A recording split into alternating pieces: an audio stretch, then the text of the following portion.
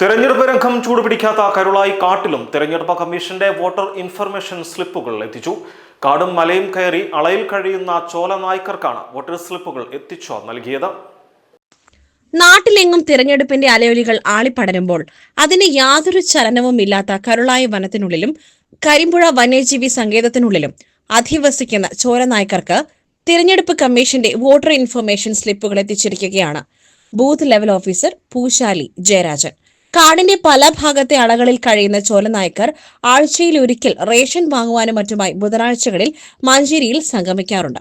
ഇവിടെ എത്തിയാൽ ഇവരിലെ മിക്കവരെയും നേരിൽ കാണാം. ഇത് പ്രതീക്ഷിച്ചാണ് വനപാലകർക്കൊപ്പം ജയരാജൻ വോട്ടർ സ്ലിപ്പ് നൽകുവാൻ അവരുടെ സങ്കേതമായ മഞ്ചേരിയിലേക്ക് പോയത്. എന്നാൽ നിരാശയായിരുന്നു ഫലം.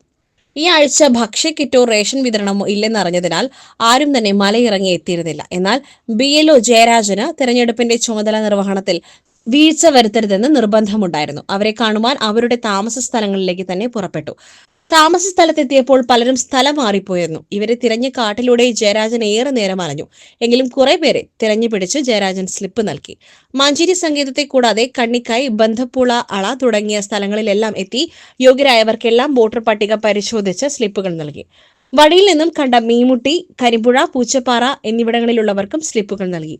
വനത്തിനകത്തെ നെടുങ്കയത്തുള്ള 225 നമ്പർ ബൂത്തിലെ വോട്ടർമാരാണിവർ. 441 വോട്ടർമാരാണ് ഈ ബൂത്തിലുള്ളത്. ഇതിൽ 118 ചോലനായ്ക്ക വോട്ടർമാരാണ് ഉള്ളത്. മറ്റുള്ളവർ വനത്തിൽ തന്നെ നെടുങ്കയം, മുണ്ടക്കടവ്, പുലിമുണ്ട തുടങ്ങിയ വില്ലേജുകളിൽ താമസിക്കുന്നവരാണ്. ആകെയുള്ള 441 വോട്ടർമാരിൽ 427 പേർക്ക് സ്ലിപ്പ് നൽകിയതായി ജയരാജൻ പറഞ്ഞു. തെരഞ്ഞെടുപ്പിന് മുൻപായി എല്ലാവർക്കും സ്ലിപ്പ് നൽകുവാൻ കഴിയുമെന്ന പ്രതീക്ഷയിലാണ് Jayarajan. SS Gold, pure gold. SS Group, Nilambur.